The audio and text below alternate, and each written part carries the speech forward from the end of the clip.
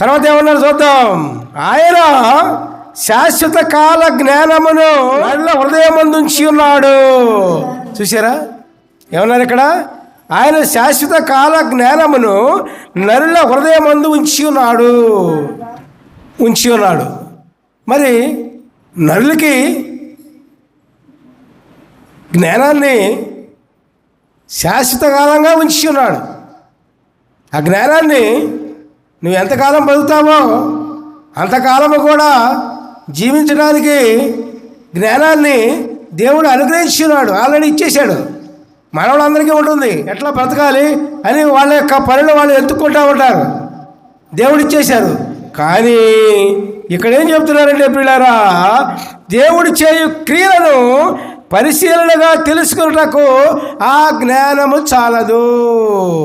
Hallelujah, praise the lord. నువ్వు పెద్ద జ్ఞానవంతుడు అనుకుంటున్నావేమో, నువ్వు పెద్ద తెలివిగలవు అనుకుంటున్నావేమో, నువ్వు పెద్ద గొప్పవాడు అనుకుంటున్నావేమో, నువ్వు పెద్ద గొప్ప ధనవంతుడు అనుకుంటున్నావేమో, ప్రపంచాన్ని ఏల్చినవాడు అనుకుంటున్నావేమో. కానీ మానవునికి దేవుడిచ్చిన జ్ఞానం చాలదు. దేవుని క్రియలు తెలుసుకోవాలంటే, దేవుని కార్యాలు తెలుసుకోవాలంటే మానవునికి ఉన్న జ్ఞానం చాలదు.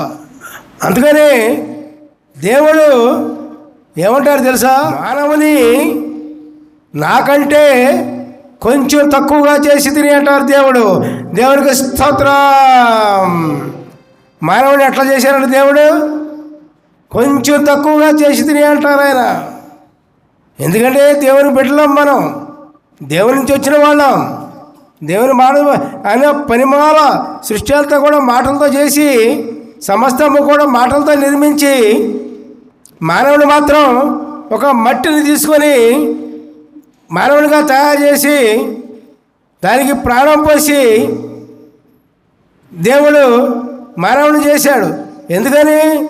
దేవుని బిడ్డగా ఉండాలని, దేవుని బిడ్డగా జీవించాలని, దేవుని బిడ్డగా మాట్లాడాలని, దేవుని బిడ్డగా తలంచాలని, దేవునితో సహవాసం చేయాలని, దేవుడు ఎక్కడ ఉంటే అక్కడ ఈ బిడ్డ ఉండాలని, మానవుడు ఉండాలని.